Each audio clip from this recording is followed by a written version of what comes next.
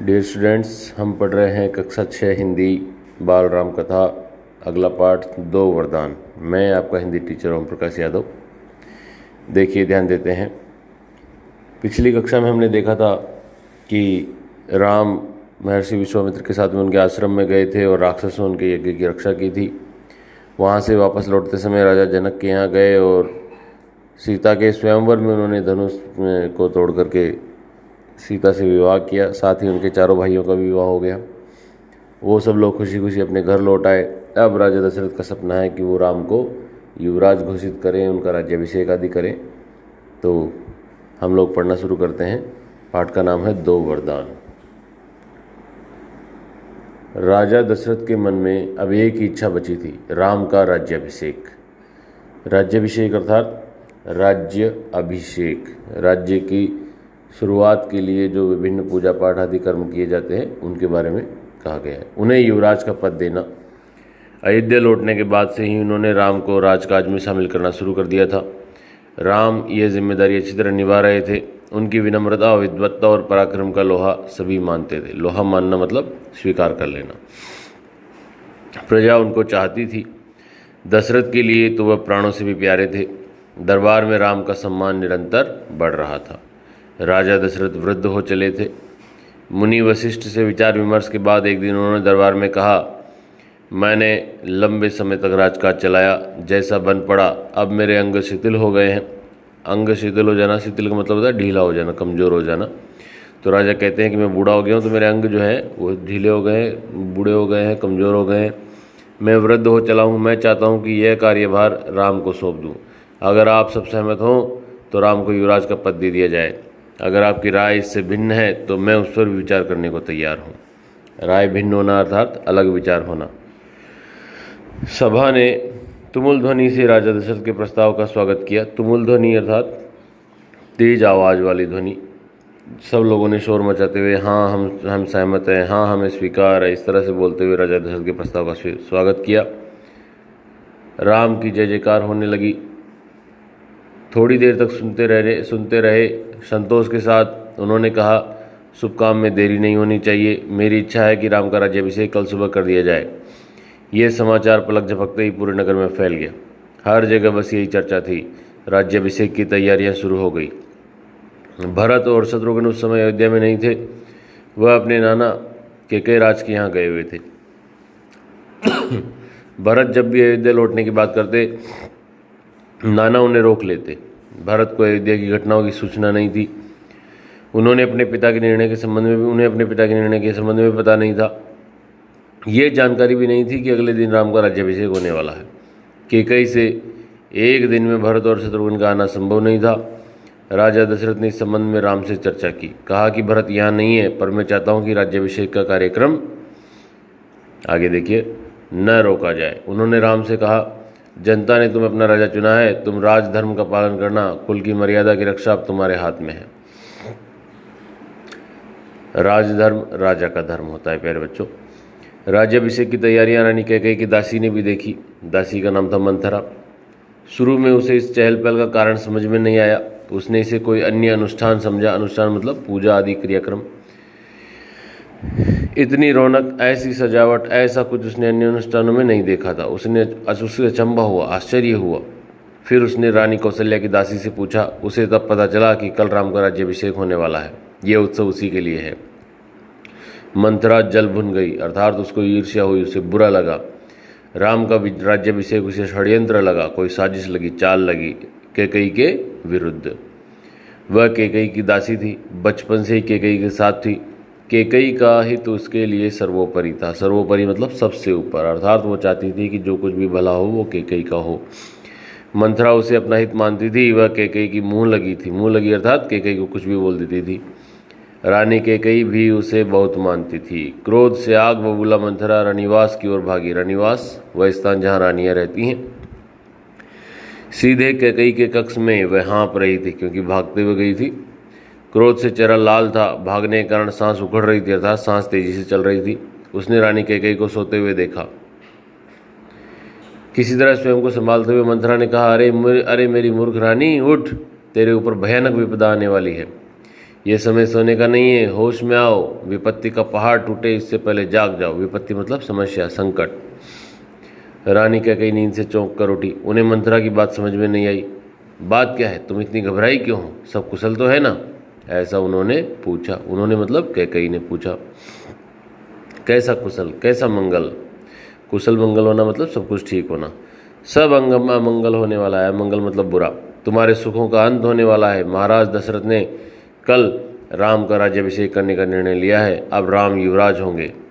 तो कैकेयी बोली, देखिए क्या बोली, ये तो बहुत शुभ समाचार है। कैकेयी ने प्रसन्नता से अपने गले का हार उतार कर मंथरा को दे दिया। मैं बहुत प्रसन्न हूँ, राम युवराज के पद के लिए हर तरह से योग्य है। तो कैकेयी क्या बोलती है, रानी तुम्हारी बुद्धि फिर गई है, मति मारी गई है। बुद्धि फिर जाना, मति मारी जाना अर्थात बुद्धि काम न करना, बुद्धि भ्रष्ट हो जाना। सवाल राम की योग्यता का नहीं है, राजा दशरथ के षड्यंत्र का है, तुम्हारे अधिकार छीनने का है। मंथरा ने हार दूर फेंकते हुए कहा। रानी ने जो हार दिया था उपहार में वो उसने फेंक दिया। यह षड्यंत्र नहीं तो और क्या है। कल सुबह राज्याभिषेक है, भरत को जानबूझकर ननिहाल भेज दिया है, समारोह के लिए बुलाया तक नहीं है। कैकेयी का स्वर गुर हो गया। उन्होंने मंथरा को डांटते हुए कहा, राम के प्रति मेरा अगाध स्नेह है। अगाध मतलब बहुत अधिक, असीमित, अनलिमिटेड। स्नेह मतलब प्रेम। तो कैकेयी ने कहा कि मुझे राम से बहुत प्रेम है, वह मुझे माँ के समान मानता है। तुम्हें इसमें षड्यंत्र दिखाई देता है, इसमें षड्यंत्र नहीं है। राम के बाद भरत ही राजा बनेंगे। राज सर्वदा ज्येष्ठ पुत्र को ही मिलता है। ज्येष्ठ मतलब सबसे बड़ा। मंथरा पर इस फटकार का कोई प्रभाव नहीं हुआ, उसके लिए दशरथ का षड्यंत्र ही था। वह रानी कैकेयी के पलंग के पर बैठ गई, उनके बहुत निकट। कैकेयी के चेहरे की ओर देखते हुए उसने कहा, तुम बहुत भोली हो, नादान हो। नादान मतलब जो समझता नहीं, ना समझ है, भोला है। तुम्हें आसन्न संकट नहीं दिखता। आसन्न मतलब सामने आया हुआ। दुख की जगह प्रसन्नता होती है, इस बुद्धि पर किसी को भी तरस आएगा। अर्थात ये दुख की बात है और तुम्हें इस पर खुशी हो रही है। समझो रानी, राम राजा बने तो तुम कौशल्या की दासी बन जाओगी, भरत राम के दास हो जाएंगे, वह राजा नहीं बनेंगे। राम के बाद अगला राजा राम का पुत्र होगा। अनर्थ को अर्थ समझने की मूर्खता मत करो रानी। राम को राज मिला तो वे भरत को देश निकाला दे देंगे, वे भरत को दंड देंगे। इस तिरस्कार से भरत की रक्षा करो रानी। कोई ऐसा उपाय करो कि राजगद्दी भरत को मिले और राम को जंगल भेज दिया जाए। तो प्यारे बच्चों, देखा आप लोगों ने, इस तरह से मंथरा कैकेयी को भड़का रही हैं। आगे देखते हैं क्या होगा। कैकेयी पर मंथरा की बातों का असर होने लगा। उसका सिर चकरा गया। वह पलंग से उठी तो पांव सीधे नहीं पड़े, आंखों में आंसू आ गए, मन भारी हो गया। प्रसन्नता की जगह अव्यक्त क्रोध ने ले लिया, अर्थात गुस्सा आने लगा। मंथरा के तर्कों में उसे सच्चाई दिखने लगी और उसने पूछा, तुम ही बताओ मैं क्या करूं। कैकेयी ने आंसू पोंछते हुए मंथरा से कहा। मंथरा पलक से उठी, कैकेयी के पास जाकर खड़ी हो गई। उसने कहा, याद करो रानी, महाराज दशरथ ने तुम्हें 2 वरदान दिए थे। दशरथ से अपना वचन पूरा करने को कहो। एक से भरत के लिए राजगद्दी मांग लो और दूसरे से राम को 14 वर्ष का वनवास। कैकेयी का चेहरा तमतमाया हुआ था अर्थात गुस्से वाला था। उन्हें मंथरा की बात ठीक लगी। उनके मन में एक प्रश्न अब भी था, वह ये बात दशरथ को कैसे कहे। उन्हें रनिवास बुलवाएं या प्रतीक्षा करें। मंथरा ने कैकेयी के मन की बात भांप ली मतलब जान ली। उसने कहा, तुम मैले कपड़े गंदे, तुम मैले कपड़े पहनकर कोप भवन चली जाओ। कोप भवन एक जगह होती है जहाँ रानियाँ अक्सर क्रोध करने पर चली जाती हैं। महाराज दशरथ आए तो उनकी ओर मत देखो, बात मत करो। तुम उनकी प्रिय रानी हो, तुम्हारा दुख देख कर नहीं पाएंगे। बस उसी समय उन्हें पिछली बात याद दिलाना और 2 वचन मांग लेना। प्यारे बच्चों, आगे देखते हैं क्या हुआ। तो मंथरा की बात सुनकर कैकेयी ने कहा, मैं ऐसा ही करूंगी, महाराज का षड्यंत्र सफल नहीं होने दूंगी। मंथरा का लक्ष्य पूरा हो गया। चलते चलते उसने रानी कैकेयी से कहा, राम के लिए 14 वर्ष से कम वनवास मत मांगना। भरत इतने समय में राजकाज संभाल लेंगे। जब तक राम लौटेंगे लोग उन्हें भूल चुके होंगे। अब जल्दी करो रानी, समय बहुत कम है। इस प्रकार से मंथरा ने कहा। रानी कैकेयी कोप भवन में चली गई। मंथरा रनिवास से निकल गई। दिन भर की गहमागहमी के बाद महाराज दशरथ को रानियों की याद आई। तुरंत रनिवास की ओर चल पड़े, उन्हें शुभ समाचार देने के लिए। सबसे पहले वह कैकेयी के कक्ष की ओर ही मुड़े। कैकेयी वहाँ नहीं थी। प्रतिहारी से पूछा, प्रतिहारी मतलब द्वारपाल, गेट कीपर, जो गेट पे खड़ा रहता है। पता चला कि वे कोप भवन में है। दशरथ को चिंता हुई, कैकेयी कोप भवन में, परंतु क्यों? क्या इसलिए कि उन्हें अब तक सूचना नहीं मिली? मैं उसे अवश्य मना लूंगा, दशरथ ने सोचा। दशरथ कौभौन का दृश्य देखकर हैरान हो गए। उन्हें कुछ समझ में नहीं आया। कैकेयी जमीन पर लेटी हुई थी, बाल बिखरे हुए थे, गहने कक्ष में बिखरे हुए थे, कपड़े मैले थे। तुम्हें क्या दुख है? क्या हुआ है तुम्हें? मुझे बताओ। आश्वस्त हो। आश्वस्त मतलब बीमार। राज्य वैद्य को बुलाओ। राज्य वैद्य राजा के यहाँ जो वैद्य होता है, डॉक्टर होता है, उसको कहा गया है। दशरथ ने कई सवाल पूछे, कोई उत्तर नहीं मिला। कैकेयी रोती रही। तुम मेरी सबसे प्रिय रानी हो, मैं तुम्हें प्रसन्न देखना चाहता हूँ। तुम्हारी खुशी के लिए मैं कुछ भी कर सकता हूँ, कुछ भी, धरती आसमान एक कर सकता हूँ। दशरथ ने कैकेयी को मनाने का बहुत प्रयास किया, उत्तर उन्हें फिर भी नहीं मिला, अर्थात कैकेयी फिर भी नहीं बोली। दशरथ भी भूमि पर बैठ गए और विनती करते रहे। हाँ, मैं बीमार हूँ, कैकेयी ने कहा। मैं अपनी बीमारी के संबंध में आपको बताऊंगी, लेकिन पहले आप एक वचन दे, मैं जो मांगूँ उसे पूरा करेंगे। राजा ने तत्काल हामी भर दी और कहा, मैं राम की सौगंध खाकर कहता हूँ, तुम्हारी हर इच्छा पूरी करूँगा। महाराज दशरथ ने राम की सौगंध ली तो कैकेयी उठकर बैठ गई। आप मुझे 2 वरदान दीजिए जिनका संकल्प आपने वर्षों पहले रणभूमि में किया था।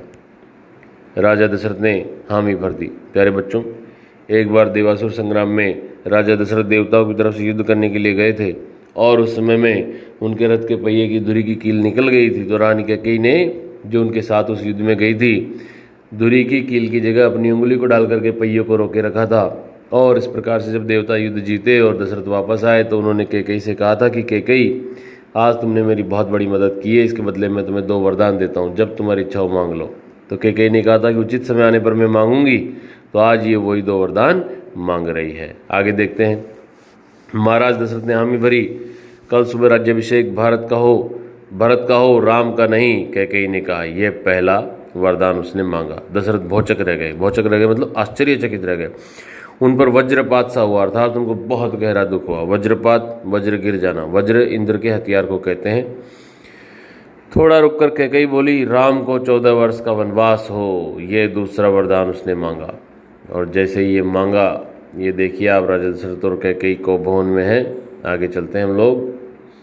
जैसे ही ये वरदान कैकेयी ने मांगे, दशरथ का चेहरा सफ़ेद पड़ गया। अवाक रह गए।